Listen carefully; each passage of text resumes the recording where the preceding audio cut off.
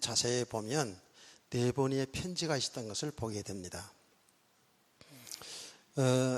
이것은 제가 이렇게 읽어보고 자세히 읽어보니까 저 의문점이 좀 있어서 또 자세히 하나씩 쳐다보니까 이 편지가 이렇게 네 번의 편지가 있었구나, 이렇게 생각이 들어서 많은 성경학자들 수석을 들여다봤더니 개혁주의자 칼빈을 비롯해서 많은 신학자들이, 성경학자들이 다 그렇게 말하고 있습니다. 고린도전서 후서 두 번만의 편지가 있었던 것이 아니라는 겁니다. 그러면 두 편지는 그럼 어디로 갔을까? 손실될 수도 있고요.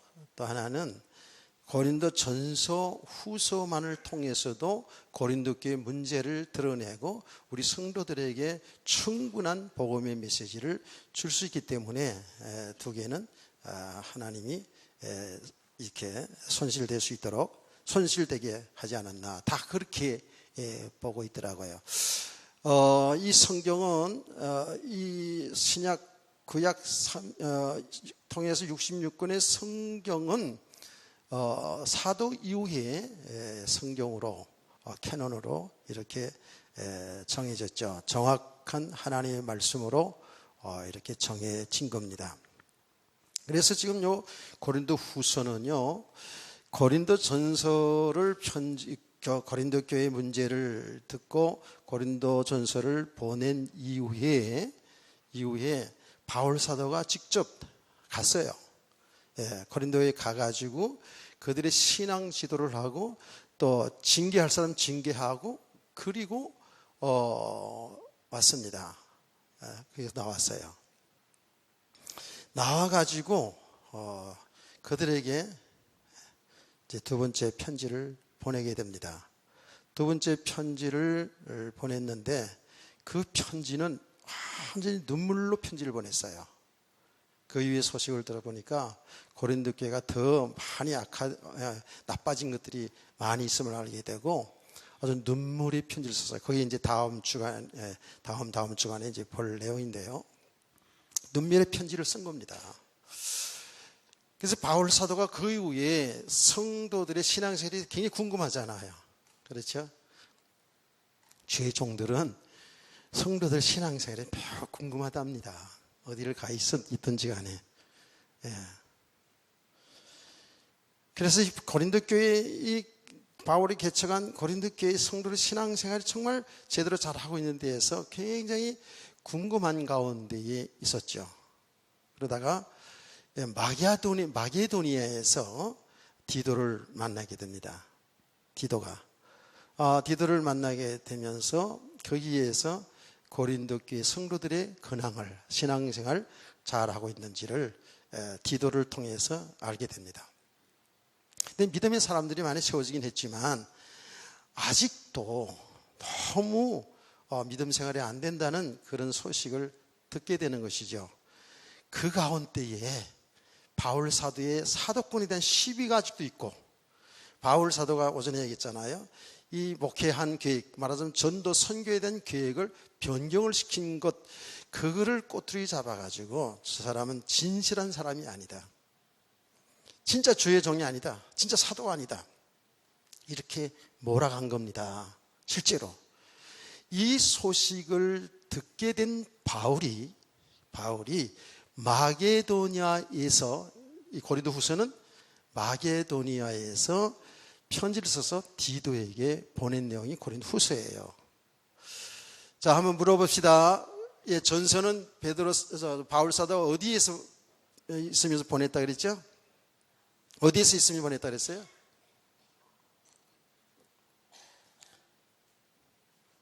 십종동에 있으면서 보냈나? 난 십종동이 고향 같아서 늘 십종동 얘기하는 거야. 그럼 어디서 보냈어요? 찾아볼 것도 없어요. 에베소서에서 보냈잖아요. 에베소에서 보냈잖아요. 그 이제 고린도 후서가 마게도니아에서 이게 보낸 편지가 고린도 후서예요. 그런데 자, 지금 내용을 오전에 얘기했죠. 아주 굉장히 강력하게 자기 변명을 하는 거예요. 그 자기 변명이 뭐냐 하면 자기가 그렇게 육신적인 생각으로 이랬다 저랬다 하는 그런 사람이 아니라는 거예요. 그리고 자기가 복음을 전한 사도성에 대해서 얘기 계속 하거든요. 우리 쭉 보면 이걸 강력하게 하는 거예요. 어느 정도 강력하게 한가 보세요. 23절 말씀 보면 내가 내 목숨을 걸고 하나님을 불러 증언하시게 하노니 내가 다시 고린도에 가지 아니한 것은 너희를 아끼려 함이라.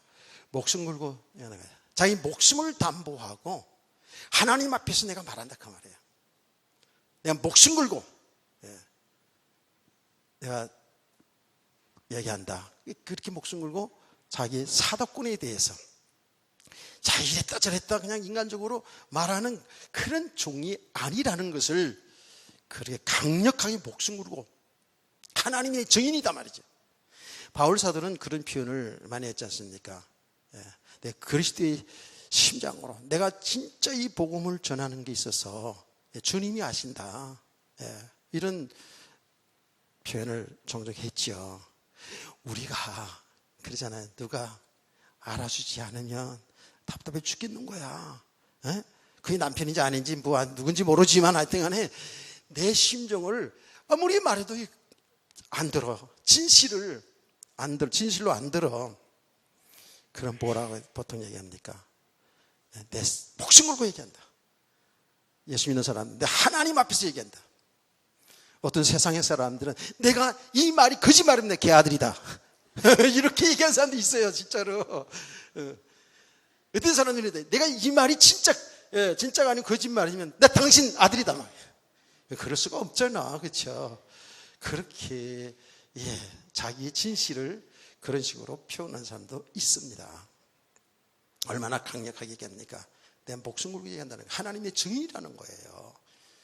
하나님이 정의라면 그 이상 더 얘기할 수가 없잖아요. 자, 질문합니다. 이쯤에서 왜 이렇게 바울 사도가 자기가 사도이면서 그렇게 인간의 생각으로 이랬다 저랬다 자기 생각대로 이렇게 하지 않는 진실한 하나님이 종이라는 것을 변명하고 있을까요? 왜 그렇다 그랬죠? 다 아는 얼굴이라서 제가 얘기할게요. 다 얼굴을 다 알아요 지금. 근데 자기가 그렇게 공격받는 그게 문제가 아니라 그 복음에 훼손되니까, 복음이 훼손되니까, 그들에게 전한 복음이 훼손되니까, 그렇죠? 그리스도의 복음이 훼손되니까. 그러면 바울 사도가 사도가 아닌 것으로 사람들이 생각하고 진실한 주의 종이 아닌 것으로 그렇게 생각하면 바울 사도가 전한 복음은 다 무효 아닙니까? 그렇죠? 그리고 그의 가르침을 누가 받으려고 하겠습니까? 가짜 종인데. 그러니까 이거는 진짜로 목숨 걸고 하나님이 정의라 그러면서 지금 자기 변명을 할 수밖에 없는 것은 바울 사도의 전한 복음이 열매를 맺기 위해서예요. 할렐루야. 얼마나 이게 중요한 것인지 모르죠.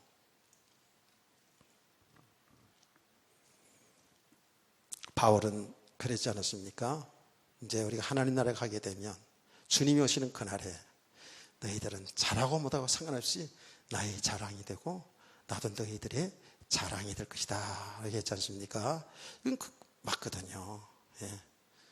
나는 사실은 이 말씀을 묵상하면서 마음이 상당히 설레었답니다. 왜 그런지 아세요? 언젠가는 우리 다 부름 받잖아요. 하나님 부름 받잖아요. 천국 가잖아요. 가게 되었을 때 여러분 한 사람들이 만났을 때 이야 얼마나 참 좋을까. 그렇죠? 얼마나 좋을까. 얼마나 기쁠까. 이렇게 복음 듣고 신앙생활하는 것 얼마나 참 대견스러울까. 내가 생각해요. 여러분이 그 자리에 있으려는지 없으려는지 그때 가봐야 알긴 하겠지만은 그런 생각이 막 드는 거예요. 그런데 말이에요. 제가 이걸 굉장히 많은 상상을 이렇게 해봤어요. 했는데 제가 여러분 자랑으로 들으면 안 됩니다. 자랑은 들고 제가 뭐 여러 번 또 얘기했으니까 초등학교 6학년 때 졸업식을 할 때입니다. 졸업식 할 때에 졸업생 전체에서 그 당시 교육감상을 제가 받았어요. 도시에서 교육감이 들어왔어요. 교육감 상을 받았다. 어떤 상인지 알겠죠? 최고의 상을 받았어요. 근데 그 받은 상이 뭐냐면 지금도 기억해요. 예, 영안사전을 받았어요. 영안사전. 예, 영안사전을 받았다고요. 그런데 지금 생생합니다. 우리 부모들이 얼마나 기뻐하는지 몰라요. 그 시골 양반들이 얼마나 기뻐하는지, 얼마나 자랑스러워하는지. 거기 온 내빈들의 축하를 받으면서 자랑스럽게 얘기를 하는 거예요. 말하지 않아도 그 얼굴 속에 얼마나 자랑스러워하는 모습인지 내가 어릴 때라도 그 얼굴 속에서 말 속에서 알겠더라고요. 제 자랑한 거 아니에요. 원래 저는 잘했으니까 여러분들이 다 알잖아. 자, 지금 무슨 얘기냐 하면 주님 앞에 서는 그날에 분명히 심판이 있거든요. 심판이 있음과 동시에 우리에게는 우리 주님이 줄 상이 있다 그랬잖아요. 줄 상이 있다 그랬거든요. 제가 얘기했죠. 우리가 구원받은 그 자체가 상급이다라고 하는데 당연하지요, 그거는요. 그런데 계시록이나 성경에 보면 상급에 대한 얘기가 많이 나오거든요. 특히 요한계시록에 보면 주님이 우리에게 줄 상급이 있다고 분명히 얘기했거든요. 구원받은 성도들에게 상이 있다는 거예요. 아멘. 그 상이 아파트 한 채 주려는지 뭐 냉장 한 차를 주려는지 그건 잘 몰라. 모르는데 분명히 상급이 있다고 그러거든요. 바울 사도도 제가 오늘 새벽에 오늘 말씀을 전하는 가운데 얘기했잖아요. 그 상급이 이 땅에서 잘 되는 거 뭐 당연히 있을 수 있어요. 근데 바울 사도는 죽음을 앞에 놓고 유언적인 얘기 하거든요. 내가 믿음의 선한 싸움을 싸우고 나의 갈 길을 마치고 믿음을 지켰으니 이후로는 의의 면류관이 예비되었다라고 하거든요. 할렐루야. 그는 여러 군데서 그 하늘의 상급을 바라보고 이 길을 간다 그랬거든요. 근데 구체적으로 어떤 상이라고는 나오지 않았지만 성경에 또 누가복음 같은 데 보면 어떤 사람은 10골 다스리는 권세, 어떤 사람은 5골 다스리는 권세, 이런 부분으로 표현되어 있어요. 그런 모든 걸 통해서 보면 분명히 구체적인 건 난 잘 모르겠어요. 근데 분명히 상급이 있다는 거거든요. 하나님은 공의 하나님이기 때문에 이 땅에서만 공의가 나타나는 것이 아니라 앞으로 하나님 나라에서도 하나님의 공의가 있다고 저는 분명히 믿거든요. 그래서 거기는 어떤 높고 낮고 어떤 계급사에 있고 없는 그런 사이는 아니지만 분명하게 우리에게 약속한 상급이 있거든요. 그래서 바울 사도는 이 세상에 있는 모든 걸 다 분터같이 여기고 오직 그 구원받으려고 노력한 것이 아니란 말이에요. 이미 예수 믿는 순간에 구원받았잖아요. 주님이 주실 그 면류관을 바라보면서 그 상급을 바라보면서 신앙생활한 줄 믿습니다. 참 우리에게는 그 좀 막연한 부분이긴 하지만 분명히 그러거든요. 내가 죽도록 충성하라. 그러면 내가 내게 무엇을 준다? 생명의 면류관을 주리라. 어떤 데는 금면류관을 주리라. 뭐 이런 내용들이 많이 있거든요. 자, 제가 왜 이런 말을 쭉 하냐면 만약에 말이에요. 제가 상상을 했다니까 어제 주님이 이렇게 상급의 심판이 있는 그날에 말이에요. 그날에 여러분 우리 성도들이 상을 받는 모습 볼 때 내가 얼마나 자랑스러울까. 그래, 보람 있었구나. 저렇게 내가 소리 질러가면서 길다 짧다 소리 들어가며 안타까운 마음으로 저들이 정말 믿음의 사람으로 세워지길 원하는 그 속에 애통하며 눈물을 흘리면서 기도하고 복음 전하는 것이 헛되지 않았구나. 아멘. 얼마나 자랑스러울까. 얼마나 뿌듯할까. 그런데 상급원표는 그냥 쑥 쳐다보니까 안 왔어. 그게 없어. 얼마나 허탈할까. 주일날 이렇게 예배 시간에 자기 자리 안 지키는 것도 내가 허탈할 때가 많은데. 여러분, 이건 천국보용이에요. 사실 우리 믿음은요, 그 어떤 것보다도 예배보다 중요한 것이 있으면 안 된다고 저는 생각 들어요. 아멘. 이게 믿음의 세계입니다. 그래서 제가 율법적으로 뭐 특수한 관계도 있죠. 우리 세상 속에 살다 보니까 여러 특수한 관계도 있지만 우리 신앙의 중심이요, 항상 예배 중심으로 가야 돼요. 하나님 중심으로 가야 된다고요. 말씀 중심으로 가야 되는 거예요. 생각해 보시라고요. 우리가 받은 축복, 이게 어마어마한 축복 아닙니까? 우리 하나님의 사람들이 모든 일손을 놓고 하나님 앞에 이렇게 예배하며 교제하며 봉사하는 이것이 하나님 나라. 할렐루야. 얼마나 축복이에요.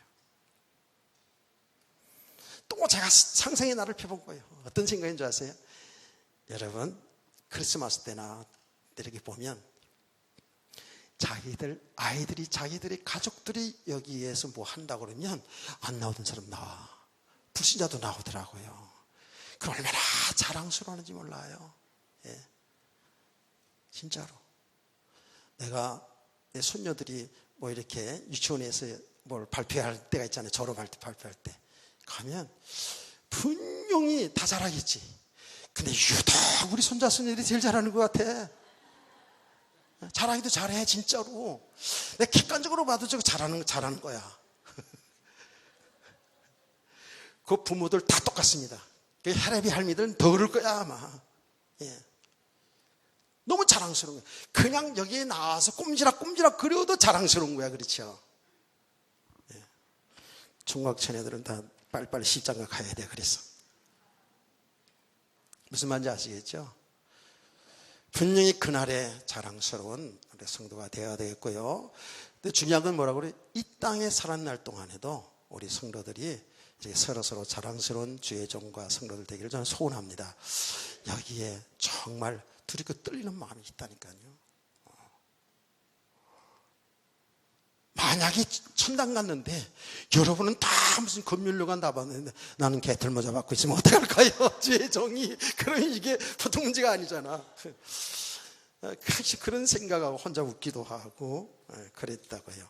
자, 우리가 이 땅에 사는 날 동안에 자랑스러운 이런 믿음의 사람들이 돼야 되는데, 그건 오늘 바울 사도가 자기들에 관한 이야기한 것이 성도들에 똑같이 적용되는 거죠. 어떤 사람이 믿음의 사람이고 자랑스러운 성도냐. 신앙생활 가운데 철저하게 하나님의 뜻을 인도받는 사람들이에요. 아멘. 어떤 인간적인 육체의 생각을 따라서, 육체의 지혜를 따라서 하나님을 섬기는 것이 아니고 철저하게 미련하게 보이지만 하나님의 뜻에 인도받는 사람. 아멘. 바울이 그렇게 얘기했잖아요. 그들에게 이렇게 얘기했잖아요. 나는 하나님 앞에서, 거룩한 하나님 앞에서 내가 진실한 마음으로 내 양심으로 증거하는데 육체의 지혜로 하나님의 일을 하지 않았다라는 거예요. 예. 하나님의 은혜로 했다는 거예요. 내가 대강 경솔하게 내 육체의 욕심을 따라서 혹은 사상사속적으로 더 한 걸음 더 나가면 내 인간의 내 유익 손해를 따라서 사역을 한 것이 아니라는 거예요. 아멘. 그럴 수 있거든요. 저는 목회를 하면 목회자로서 그런 충분히 이 말이 무슨 말인지 이해가 되고요.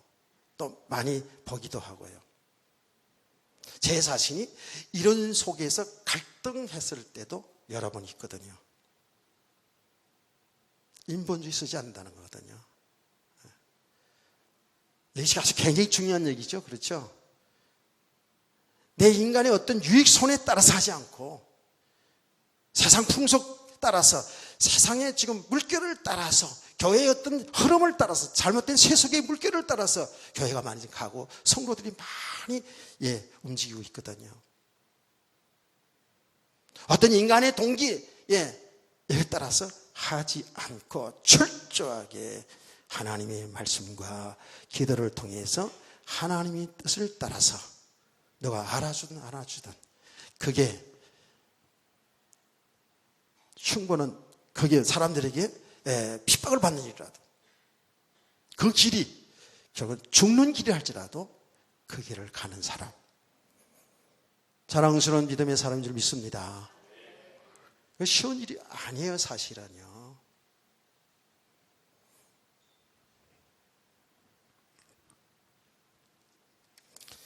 고린도교 성도들은 아직까지도 주의 종이나 사람 볼 때 전부 이렇게 육신적으로 보는 거예요. 그러죠? 그럴 수가 많거든요. 육신적으로 자기 기준을 따라서 자기 유익 손해를 따라서 주의 종들도 성도들도 교회 일도 볼 수가 있다 그 말이에요. 이해가 되시나요? 이해를 하셔야 됩니다. 자기 생각이 맞지 않으면 안 맞는 거야. 자기 경험에 맞지 않으면 안 맞는 거예요. 교회 일도 그렇게 생각할 수가 있어요.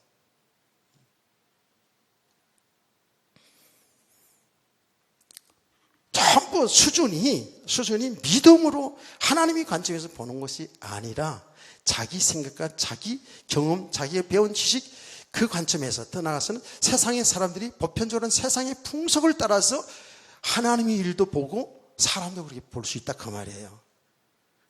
그러니까 굉장히 헷갈리죠. 얼마나 수준이 낮은지 몰라요. 믿음이 있다고 하는 사람들이 그렇다고요. 자, 우리 어른들이 좀 있으니까, 또 우리 어린이들이 청소년들을 위해서 더 알기 쉽게 해서 이해를 하면, 이해를 돕기 위해서 얘기합니다. 자, 이런 일이 있었죠. 교황이 우리나라에 온 적이 있어요. 제가 그때 설교를 했죠. 교황이 와서, 이 교황은요, 교황이 권세가 어느 정도냐면, 교황청이 한 나라야, 진짜로. 그리고 전 세계에서 정말, 중요하게 생각하는 분이 교황입니다. 지금도 그래요. 대단한 분이죠. 그분이 우리나라에 왔어요. 우리나라에 왔는데, 우리나라에서 그분을 아주 대대적으로 영접하지 않습니까? 교황이 한 나라에 왔다면 그 나라는 대단한 거로 생각하거든요. 굉장히 정치적인 부분도 있어요. 자, 어쨌든 왔을 때 우리나라에서 그분을 잘못되면 안 되기 때문에 방탄차, 좋은 차를 다 준비해 놨어요. 근데 굳이 조그만 작은 차 타고 거기서 다 자기 몸대로 해놓고 이러고 하면 다 왔다 갔다 했잖아. 그렇죠? 그러니까 그 교황을 경호하기 위해서 많은 사람들이 막 뛰어다니고 난리쳤어요. 얼마나 많은 사람을 고생시킨지 몰라요. 실은 만약에 말이에요. 만약에 그랬는데 잘못되었다. 뭐 총탄에 맞았다. 이게 보통 문제가 아니잖아요. 그래 중요한 일이 있으면 방탄차 타는 게 맞아요. 그래야 여러 사람을 고생 안 시키는 거예요. 여러 사람 건심 안 시킨다고요. 그런데 그 이후에 신문이나 또 뭐 교계에서 뭐 이야기하는 거 보니까 프란시스코 교황 너무 사람이 겸손하다. 좋은 차 안 타고 조그마한 차 타고 그리고 이러고 다녔다고. 그 불신자들이 그러면 또 이해가 돼. 교회에 다닌 사람들이 그렇다고요. 그렇게 얘기한다고요. 그렇게 이야기하는 이면에는 뭔지 아세요? 우리 교회 목사님은 너무 거기에 비하면 너무 좋은 차 타고 다닌다. 이런 인식을 갖고 있거든요. 그게 맞는 겁니까? 이게 보통 문제 아니에요. 무슨 사치하라, 뭐 좋은 차 타라, 작은 차 타면 안 된다. 이런 이야기가 아닌 걸 아시죠, 여러분? 사람들은 세상의 풍속, 세상의 사람들의 수준을 넘어서지를 못하는 거예요. 어떤 것이 복음에 유익한 것인가 이걸 못 본다니까요. 하나님의 뜻이 어디 있는가를 이걸 못 본다니까. 전부 나타난 현상만 보고 나타난 현상만 보고 세상의 풍속으로 내 기준으로 사람도 보고 하나님의 교회 일도 보니까 여기 갈등이 있는 거예요. 여기다 교회를 축복합니다. 자, 성경구절 한번 더 얘기해 볼게요. 그 흉년이 들어가가지고 가루 한 컵 남았어요. 이제 가루 한 컵 남았어요. 흉년에 다 먹을 거 다 먹고 없어서 가루 한 쪽 남고 남았어요. 가루 한 컵. 그래서 요거를 빵을 만들어 가지고 자기 아들에게 마지막 먹이고 죽으려고 했었어요. 무슨 가부 얘기가 나오잖아요, 성경에. 자, 그때에 주의 정도가 왜 엘리야인지 전봉일인지 모르겠어. 하여튼 나도 하여튼 간에. 자, 엘리야 선지자죠. 자, 그 가부 집에 가가지고 뭐라 뭔지 아세요? 그 이제 마지막 빵 만들어서 먹고 이제 죽을 판인데 그 빵 내놔. 주의 종 대접해. 이런다고요. 여러분 같으면 어떻게 할까요? 미친놈 이거 있지. 너도 목사야? 이러겠어요? 안 그러겠어요? 안 그럴 사람은 아멘.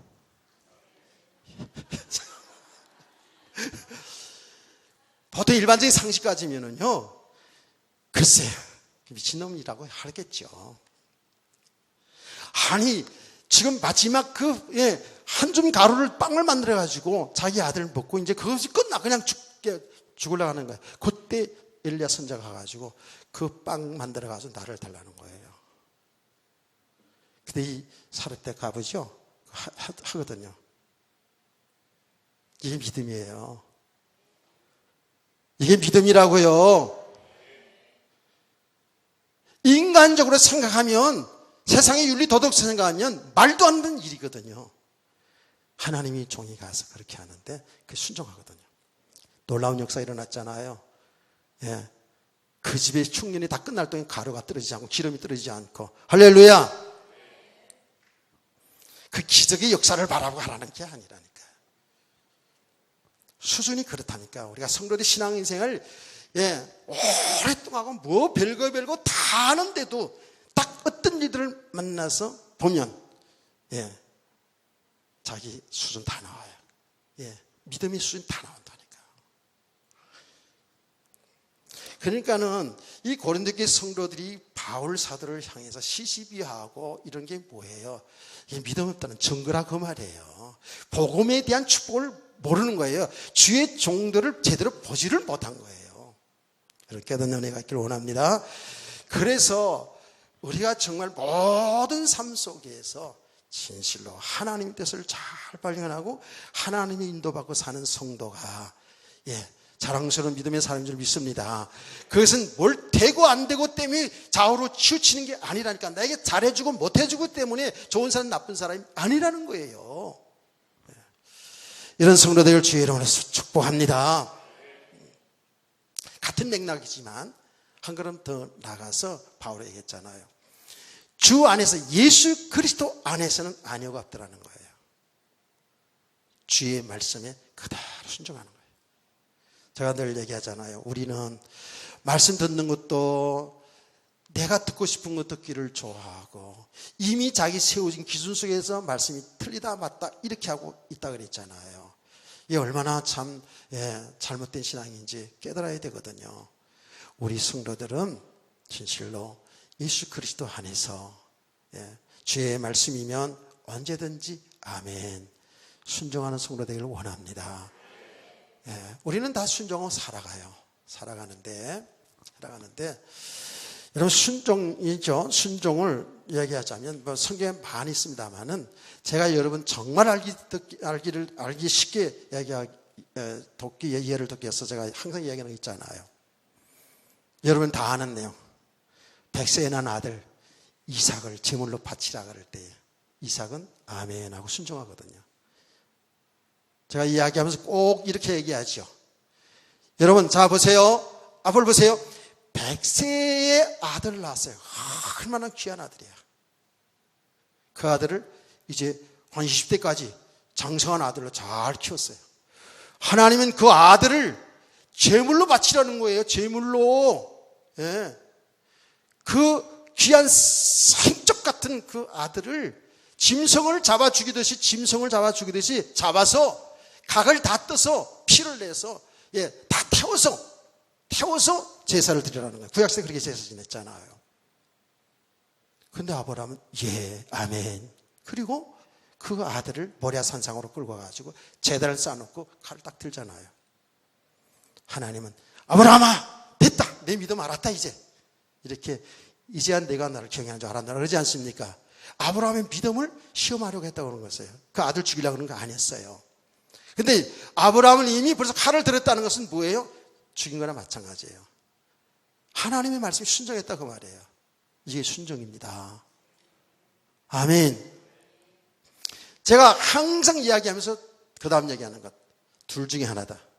영감이 아닌 치매에 걸렸든지 아브라함 영감이 완전히 정신이 나간 치매가 걸렸든지 아니면 온전한 정신이라면 이 사람이 바로 믿음의 사람이라는 거예요. 아멘. 뭘 하나님의 말씀에 이러쿵저러쿵 우리가 얘기하겠습니까? 하나님의 말씀 주의 뜻이면 도대체 이해가 되지 않아도 내 생각에는 맞지 않는 것 같아도 여러분 아멘 하고 순종하는 거예요. 아멘.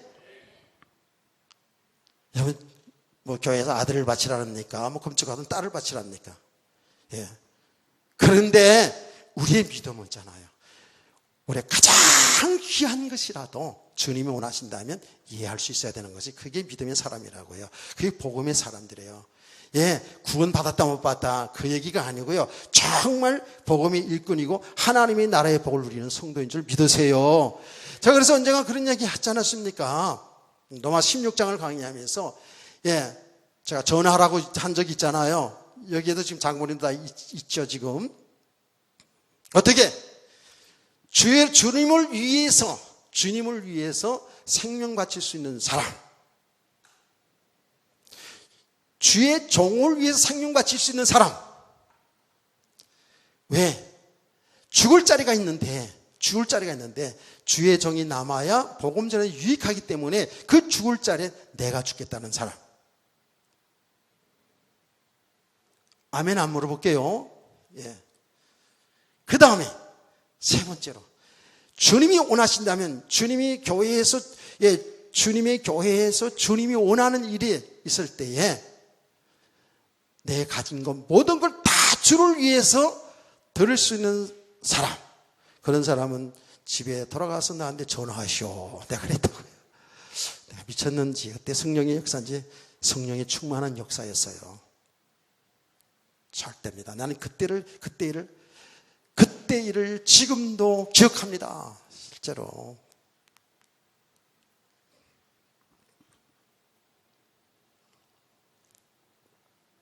거기서 어떤 게 제일 어려운 문제일까요? 거기서 가장 여러분 신앙생활 가장 어려운 건 제가 지금 얘기한 것은 가장 어려운 게 뭘까요? 현실적으로 얘기해 보자고. 주님이 원하신다면 내가 가진 건 모든 것 다 바친다는 게 제일 어려워요. 제가 쉬울 것 같으면 제일 어려워요. 주의 종을 위해서 바치겠다. 그렇게 얘기할 수 있고 주님을 위해서 헌신하겠다. 그 얘기할 수 있는데 실제로 이거는 현찰 관계거든. 아마 찜찜했을 거예요 그날. 그리고 내가 그 다음 주일날 교회일 때문에 재산 다 팔아오시면 어떻게 그 전화를 못하는 거야. 전화를 못하는 거야.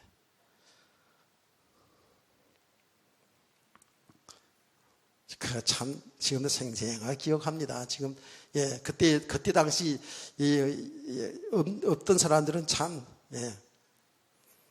그때 많은 사람들이 갈등했을 거예요. 그게 어떤 일이 있은 줄 아세요? 예배 마치고 이렇게 오후 예배 마치고 집에 돌아가서 밥 먹고 있잖아요. 전화 안 와요. 계속 안 와. 전화가 안 오더라니까. 9시쯤 됐는데 안 와. 저녁에. 나는 그때부터 부글부글 하기 시작하는 거지. 이제 그때부터. 우리 아내가 옆에서 뭐라 그랬다 그래. 여보, 내가 전화하면 안 될까? 내가 이 사람이 장난하나 지금 나는 지금 내가 얼마나 화냈는지 몰라요 그때. 이 장난인 줄 알아? 내가 한 사람도 전화 안 하면 나 끝장이야 나는 오늘. 또 우리 아내가 제 성격을 좀 알거든요. 나 목회 실패한 거니까 끝나는 거야. 그러고 이제 부르락 기르고 있는데 좀 이따 전화가 오더라고요. 몇 명 전화가 왔어요. 그때 나 12시까지 딱 기한을 정해놓고 기다리고 있었거든요. 12시 다 됐는데 그때 전화가 따라로 왔어요. 내가 그때 뭐란 줄 아세요? 왜 지금 전화하는 거야? 소리 질렀다니까? 전화하는데 얼마나 고마운데, 그렇죠? 소리 질렀다고요, 내가. 근데 전화하신 분이 이렇게 얘기했습니다. 목사님, 그게 보통 말이 아니더라고요. 설교 들을 때는 굉장히 은혜 받았는데 집에 가서 생각해보니까 보통 말이 아니더라고요. 뭐가 제일 어렵대요? 내일라도 당장 재물 바치라 그러면 내가 다 바쳐야 되는데 그거 생각하니까 어렵더라. 야, 내가 진짜야, 그게.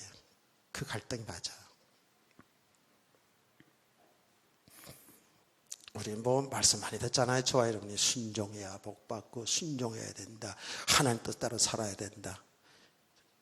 잘 안 되죠, 그렇죠? 듣기는 듣는데 다 내 뜻대로 살 때가 얼마나 많은지 몰라요. 여러분, 하나님의 음성으로 잘 들읍시다. 그리스도 안에서 우리는 예만 있어야 되는 거예요. 그리스도 예수 아니라는 거예요. 주의 말씀 안에서 죄정이 말한다고 그냥 무조건 그냥 뭐 다 예야 그런 얘기가 아니잖아요, 그렇죠? 그리스도 예수 안에서 주의 말씀 안에서, 그래서 주 안에서 순종, 주 안에서 아니오가 없다는 건 예라는 거예요. 그러니까 우리가 모든 일에 그렇게 같이 기도하고 같이 은혜를 받아야 되는 줄 믿으시기 바랍니다. 그렇지 못하면 주의 종은 은혜 받고 혹은 성도들은 은혜 받고 이렇게 하기를 원하는데 기도하지 아니하면 이 복음의 축을 모르면 내 고집 피운다니까, 내 생각들 한다니까. 그래서 교회에서 자꾸 마찰이 있는 거 아닙니까? 그래서 우리 성도들 그리스도 예수 안에서 주의 말씀, 주의 뜻이 맞는 거라면 여러분은 항상 아니오가 아니라 그게 혹시 죽는 일이라도 그런 성도 되기를 주의로 축복합니다. 아멘.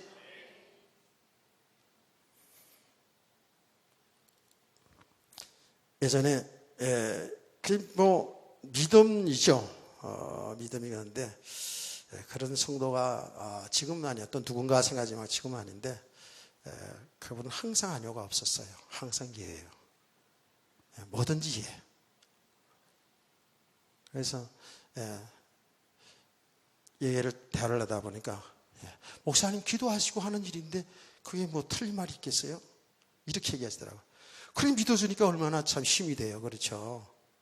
목사님 기도하면서 하는 일인데 그게 아니라는 게 있을 수가 없죠. 그렇게 얘기하시더라고요. 그래서 고맙습니다. 제가 이제 그런 얘기를 한 적이 있는데 제가 기도해서 다 완벽한 건 아니잖아요. 그렇죠? 여러분 오해하지 말고 잘 들으세요. 정말 여러분이 모든 교회에 사는 가운데 그래서 우리가 합심해서 기도하는 거예요. 늘 말씀에 같이 은혜를 받는 거예요. 함께 기도하는 거예요. 특별히 어떤 일을 놓고 하나님 앞에 우리 같이 기도하잖아요. 왜 그런지 아세요? 성령께서는 한 성령이기 때문에 하나님 기뻐하신 일하면 같이 응답받게 되는 줄 믿으시기 바랍니다. 그러한 일들은 하나님 은혜로 잘 진행되잖아요. 그래서 예전에 또 그런 일이 있었죠. 하나님 일을 위해서 계속 기도하면서 응답받고 일을 진행하는데 딱 그러더니 내가 기도해 보니까 아니래 또. 이거 참 곤란하대. 자기 기도해 보니까 아니라는 거예요. 그래요. 근데 이제 기도의 응답은 제가 지금까지 오랫동안 목회하면서 정확하게 기도 응답은요, 환경이 탁탁 맞습니다. 하나님은 정확합니다. 그러죠? 그 환경들이 정확히 맞고요. 또 환경에 다 맞아도 또 성경이 맞아야 돼요. 그렇죠? 성경과 정확히 맞아야 돼요. 우리는 대부분 욕심을 가지고 기도하는 일이 많거든요. 내 욕심, 내 뜻을 이루게 기도하는 게 많거든요. 그러다 보니까 확신을 가질 수 있어요. 내 욕심에 의해서 확신이 있을 수 있어요. 그런데 내 욕심에 의한 확신, 어떤 문제를 놓고 계속 기도하다 보면 하나님 응답해 주신다는 이런 확신이 막 들어올 때가 있어요. 자, 경험해서 얘기하는 거예요. 그런데 내 욕심에 의해서 이건 꼭 해야 되는 것이라는 내 욕심에 의해서 하나님 뜻과 상관없이 그런 거는요, 참 평안이 없습니다. 평안이 없습니다. 그리고 그 일들이 이루어지지 않습니다. 근데 하나님이 주시는, 하나님이 응답하시는 일은 도저히 안 될 것 같지만 그게 내 마음에 확신과 함께 평안함이 옵니다. 아멘. 그렇습니다. 그러면서 뭐예요? 그 응답받은 것이 환경적으로 다 맞게 돼요. 그래서 이 기도 생활을 쭉 하다 보면 이것이 하나님의 응답이구나. 이게 하나님이 하신 일이구나. 이건 내 욕심이구나 하는 것들을 성령께서는 가르쳐 주신다니까. 아멘. 실제로 제가 제 욕심을 따라서 제가 무슨 생각해 보시라고요. 내 영광을 위해서 하나님 일을 뭘 하려고 하겠어요? 주의 영광을 주의 뜻을 이룬다고 하는 것이죠. 하는데도 그 하나님의 계획과 상관없이 내 욕심을 이뤄나가려고 할 때는요, 하나님이 막으시더라니까. 막으셔요. 내 생각, 내 감동, 내 감정을 가지고 이렇게 하는 것은 하나님이 막으셔요. 기도 내 응답받은 줄 알고 하는데도 하나님 막으시고 원위치시켜요. 그래서 내가 그 얘기를 했죠. 일부에서. 무슨 얘기인지 아세요? 제가 중국 선교 현장을 계속 다니면서 오랫동안 다녔잖아요. 그렇죠? 오랫동안 다니다가 한국에는 교회도 많고 그러니까 중국 현장으로 가야 되겠다. 첫째는 정말 저들 현장에 이 복음을 전해야 되겠다는 것도 있고, 또 한국 교회 복잡복잡하는 게 싫고 막 성도들 머리 굴리는 거 막 싫고 말이야. 제가 얘기하는 거예요. 그런데 그 현장은 그냥 성도들이 말씀만 떨어지면 아멘 아멘 하면서 말씀 받으니까 얼마나 좋아요. 1시간 2시간 해도 시간 보는 사람이 없어. 인상 쓰는 사람도 없고, 제가 1시간 반쯤 이렇게 설교를 하고 나서 끝나니까 왜 하다만 해? 이런 세상에. 나는 설교 준비한 거 다 들어줬는데 지금 왜 하다마냐? 도와라는 거에 앉아가지고 계속 해가지고 이런 현장이거든요. 그러니 내가 나 선교사로 나가. 한국교회 성도들은 뭐 알기는 말이 알고 말이지, 그냥 머리만 굴리고 말을 안 듣고 말이지, 아멘도 안 하고 그냥 이런데 이분들은 그냥 아멘. 그래서 선교사로 이제 나갈 마음을 다졌어요. 다지고 제 아내를 이끌고 선교 현장을 이제 돌게 하는 거예요. 그래서 청도로 해서 난주로 해서 북경으로 해서 이렇게 현장을 봐라. 근데 나가면서부터 얼마나 고생을 했는지 몰라요, 아내가. 그리고 또 그런 현장도 보고 들어오면서 선교사로 나가는 거야 이제. 그랬더니 한번 이야기해 보세요. 그랬더니 이러더라고요. 나는 정말 중국이 싫어요. 그러더라고요. 난 좋아한다고 줄 알았거든. 중국이 너무 싫대. 그걸 어쩌려고? 나 혼자 가? 그랬더니 그거 어쩌겠어요. 반을 가는데 실 가야지.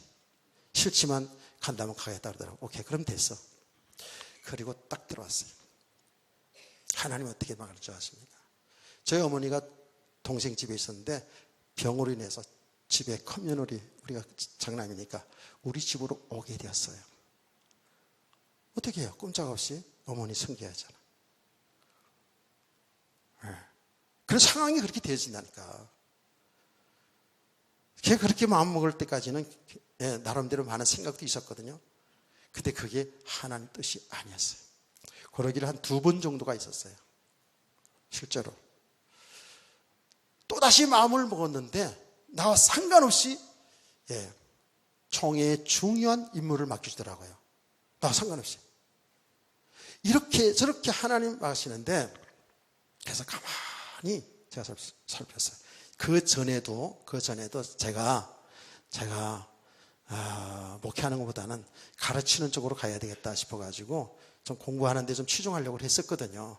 근데 그것도 질병으로 인해서 막으시고, 그래서 나는 몇 번의 시행착오를 하면서 나는 우리 교회 성도들하고 얼마가 됐든지 목회자로 나는 하나님이 사용하시려고 하는 것보다 이게 한참 뒤에서야 제가 마음이 평정을 찾았어요. 참 편안하더라고요. 그리고 다시 객관적으로 딱 보니까 그게 맞아요. 그게 맞아요. 자, 제가 왜 이 이야기인지 아세요? 분명히 우리 성도들은 하나님을 기도할 때에 성령의 인도받게 될 줄 믿으세요. 근데 이게 여러분 기도 생활이 좀 성숙해져 가야 돼요. 그래야 성령께서 어떻게 나를 이끌어 가시는지. 여러분, 우리 안에 계신 성령님은 하나님이시거든요. 여러분의 성품을 다 안다니까.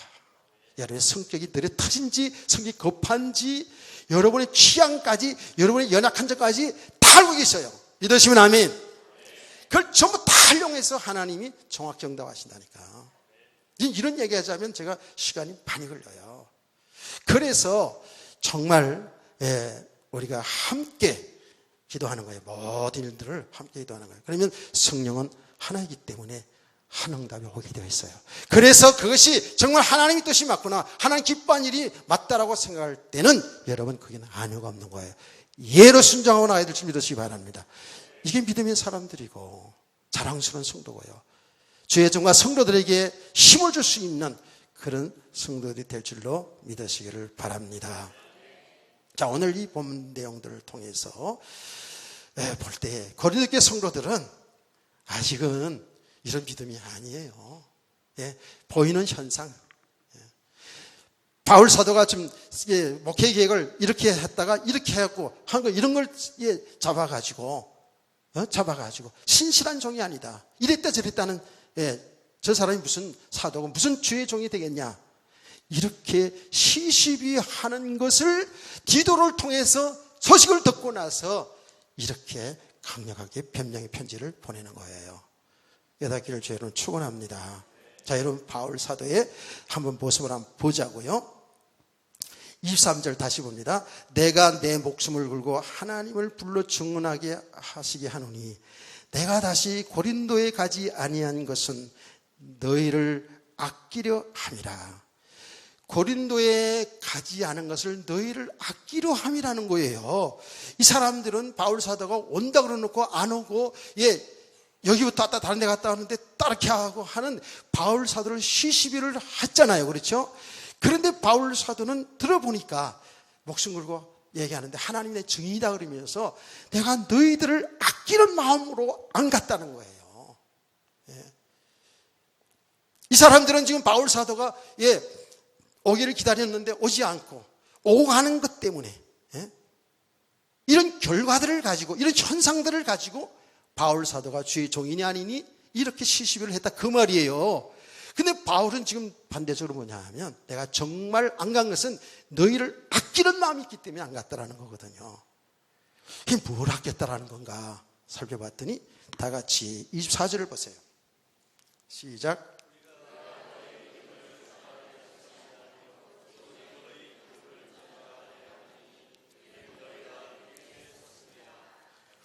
아멘. 이게 얼마나 중요한지 몰라요. 바울 사도가 그 개척했잖아요. 그 개척교회의 한 분이잖아요. 다수의 고린도교회 성도들은 개척교회하고 자기들을 복음으로 세워준 분, 그리고 편지를 통해서 찾아와서 늘 신앙을 지도해 준 이분을 기다리는 거예요. 이분을 사모하는 거예요. 자, 그거는 좋은 일이에요. 나쁜 일은 아니겠죠. 그런데 그 꼭 좋은 일만 아니에요. 바울은 편지하고 또 거기 가서 여기 보면서 아는 게 뭐예요? 너무 자기를 의지한단 말이에요. 자기를 의지하는 거예요. 그래서 바울은 역으로 이렇게 얘기하는 거예요. 내가 너희들의 믿음을 주관하려고 하는 것이 아니라는 거예요. 다른 해석을 보면 너희들의 군림하지 않기 위해서 내가 안 간 거라는 거예요. 깨닫기를 축복합니다. 예. 이게 굉장히 중요한 거예요.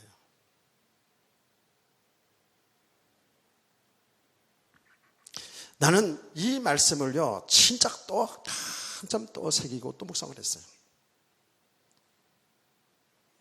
자칫 잘못하면 주의 종들이 성도들이 군림할 수가 있어요. 대형교회를 이루다 보면 군림할 수가 있어요. 또 정말 이게 참 뭐라 그럴까요? 나 아니면 안 된다는 식으로 갈 수 있다고요. 무슨 말인지 아시겠어요? 내가 지금 깨달은 이 복음만이면 안 된다고 생각할 수 있단 말이에요. 그래서 성도들을 묶는다니까, 이렇게 묶을 수 있어요. 그렇게 되면 어떻게 될까요? 성도들의 군림하게 된다는 거예요.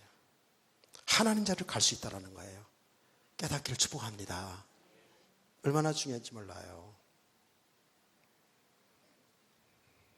이거는 성도들도 잘 알아야 될 거예요. 주의종들도 이게 정말 굉장히 중요하게 봐야 될 부분이거든요. 예. 물론 성도들이 그냥 아무 사람에게 다 그냥 이 말씀도 좋고 저 말씀도 좋고 다 이런 수준 돼서는 안 되겠죠. 그런데 이미 바울이 떠나온 교회고 그 교회는 다른 주의 종들이 지금 사역을 하고 있잖아요. 사역하고 있는데 계속 바울 사도만을 원한다면 바울이 신학적으로 여러 가지 복음적으로 굉장히 영적인 깊이가 있는 분은 맞아요. 그렇죠? 맞는다고요. 그렇다고 해서 지금 뒤에서 사역하는 사람들이 뭔가 잘못된 사람들이 아니잖아요. 그러면 고린도교회 성도들은 지금 현재 같이 사역하는 주의 종을 따라서 함께 신앙생활하는 게 맞잖아요. 아멘. 근데 계속 바울 사도만 의지하게 되면 이 신앙이 제대로 되는 게 아니거든요, 이게요. 또 주의 종이 착각해가지고 성도들이 내 메시지만 저렇게 좋아하는구나, 내 메시지만 은혜 받는구나, 이 메시지 아니면 저들을 살 길이 없구나, 이런 식으로 가다 보면 잘못하면 군림하는 자에 따라 그들이 믿음을 주관하는 자가 된다고요. 성도는 자칫 잘못하면 그 사람에게 그 메시지에 묶일 수가 있다, 그 말이에요. 깨닫기를 축원합니다. 예. 옛날에 단체 우리나라에 지금 중요한 단체들, 선교 단체라는데 가만히 보세요. 거기만이 은혜가 있는 줄 알고. 여기 CC 출신도 있습니다만은 제가 CC에 대해서 자세하게 알죠. 그 CCC 목회자를 담당했던 훈련 교관했던 목사님을 제가 잘 알아서 그 내막을 자세히 알고요. 또 실제로 우리 교회에 이게 그 CC 간사를 도와준 일이 있어서 그분을 통해서 얘기 들었는데, 그게 옛날에는요 거기만 와야지 된다고 생각해요. 개교의 신앙생활을 못하는 거예요. 그래서 예배도 따로 그들 모여서 따로 드렸다니까. 그래서 이 교회 목회자들이 CC 그래 싫어했었어요.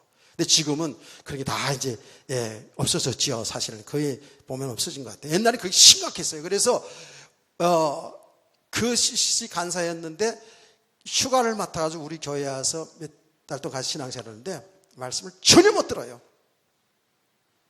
그게 딱 훈련이 돼가지고요, 그 메시지 아니면 듣지를 못하는 거예요.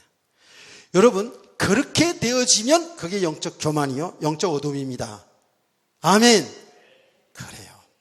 그래서 우리 성도들이 이 말씀을 잘 들어야 돼요. 잘 들어야 된다고요. 우리가 그런 많은 과정들, 신앙생활 과정이 있거든요. 제가 늘 간증하잖아요. 저도 그런 사람이었다고요. 예전에는 다른 목사님 설교 시시해가지고 안 들었다니까, 솔직히. 책 안 봤어요. 얼마 동안. 그런데 그게 얼마나 영적으로 무지한 것인지, 얼마나 영적 교만한 것인지 벌써 하나님의 자리에 가 있는 거거든요. 내가 정신을 바짝 들었어요. 그래가지고 지금은 어떤 분이 와서 말씀을 전해도, 누구 말씀을 전해더라도 이제 분별할 수 있잖아요. 잘못되게 가는 건 잘못되게 가는 건 분별할 수 있거든요. 그리고 아주 동기가 충만해서 동기로 신앙생활을 몰아가는 사람도 있고, 과정은 빼놓고 결과만, 결과에다 몰아가는 사람도 있고, 여러 가지 메시지 하는 게 다양하거든요. 우리는 그 모든 메시지를 들으면서 그걸 통해서 은혜 받을 수 있어요. 그것을 통해서 생명을 얻어갈 수 있어요. 그것을 통해서 그리스도를 바로 알아갈 수가 있다고요. 아멘. 우리 성도들이 신앙생활 오래 한 사람일수록 정말 조심해야 돼요. 뭔가 은혜가 안 된다, 벌써 내가 말씀드린 판단이 왔다 그러면 벌써 그거는 뭐예요? 그 이상이 있는 거예요. 영적으로 병들어 있는 거예요. 저는요, 이런 과정들을 거쳐왔기 때문에 지금 얘기할 수가 있는 거예요. 바울의 이런 깊은 심정을 성도들이 알겠냐고요. 그들이 이 믿음에 군림하지 않으려고, 그들이 믿음의 주관자가 되지 않으려고 안 간 것, 이렇게 배려했는데 성도들은 뭐예요? 오고 아는 것 때문에, 바울 사도가 말이지, 오고 아는 것 때문에, 이것 때문에 신실하지 않다, 이렇게 얘기하니 얼마나 영적으로 아직도 어리냐고요. 그렇죠? 깨달아지나요?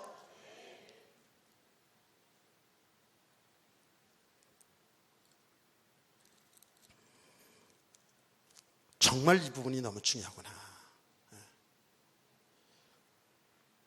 그래서 이게 믿음의 문제예요. 고린도 교회 믿음의 문제예요. 그래서 우리 성도들이요, 진짜로 은혜를 잘 받으세요. 은혜를 잘 지속하세요. 특별히 주일날 교회 올 때, 근성고성 오는 분은 없겠지만 기도하면서 오시고 교회 와서 기도하며 준비하셔야 돼요. 진짜입니다. 신앙생활을 오래 하는데 예배 드리면서 은혜 못 받고, 그리고 복잡한 심령으로 여러분 집에 돌아가 보세요. 복잡합니다. 인생 복잡해져요. 무슨 말인지 아시죠? 신앙생활, 은혜생활 하는 사람들 보세요. 여러분, 은혜가 떨어지면, 은혜생활 안 되면 말씀이 귀가 들려오지 아니하고 그러면은요, 벌써 여러분 영적으로 있잖아요. 병드는 거거든요. 그러면 사람이 복잡하고 전부 인간의 생각만 앞서게 돼요. 자꾸 시험 들어요. 상처받아요. 불신앙만 자꾸 생겨요. 자꾸만. 우리 다 이런 경험 해보지 않았어요? 그래서 가면 갈수록 사는 길은 예수 그리스도밖에 없구나. 아멘. 우리 생명이, 우리 인생의 길은 예수 그리스도밖에 인생의 답이 없구나. 이걸 알게 되는 거예요. 그렇게 이렇게 자꾸 생명을 얻어가는, 그리스도 생명 안에 있는 우리를 자꾸 발견하다 보면은요, 뒤에 것을 자꾸 잊어버리게 돼요. 더 주님의 은혜를 사모하게 되고. 아멘. 여기 은혜의 지속이거든요. 은혜의 지속이. 그러면 가면 갈수록 무기력해지는 게 아니고요. 가면 갈수록 항상 새로운 거예요, 인생에. 은혜가 새로운 거예요. 아멘. 근데 반대로 이 은혜 생활을 지속하지 못하면 가면 갈수록 짜증난다고요. 가면 갈수록 피곤해지는 인생이 돼요. 그러면 영적으로 은혜 받지 못하면 내 인생 자체가 피곤해 버려요. 복잡해진다니까. 그 여러 가지 다 인간관계도 꼬여지고 내 삶 자체가 막 꼬여 들어가는 시간. 그 정신 차려야 되거든요. 그래서 성경은, 예수님은 뭐라고 말했다고요? 깨어있으라. 깨어있으라는 거예요. 영적으로 깨어있는 성도들을 원합니다. 24시간 잠 안 자고 깨어있으라 그 말이 아니고 영적으로 깨어있으라는 거예요. 이거 보통 문제 아니에요. 내가 이번에 이 말씀을 준비해서 진짜 뭐 별 말씀 없는 것 같아서 그냥 주제 설교, 그냥 자랑하지 말라 이런 설교를 할까 이렇게 생각하다가 뭐 어차피 강의하는 설교이기 때문에 이 본문에도 충실해봐야 되겠다 싶어서 말씀을 계속 묵상하고 또 기도하고 책을 찾아보는 가운데 제가 은혜를 받았어요. 끝까지 주님 앞에 가는 그날까지 정말 깨어있어야 되겠구나. 두렵고 떨림으로 하나님이 구원의 역사를 이루어나가야 되겠구나. 이런 것을 많이 생각하게 하시더라고요. 우리 귀한 성도님들 은혜를 잘 지속합시다. 영적으로 깨어있는 성도들을 원합니다. 아멘. 자, 강고 말씀을 먼저 드리겠습니다.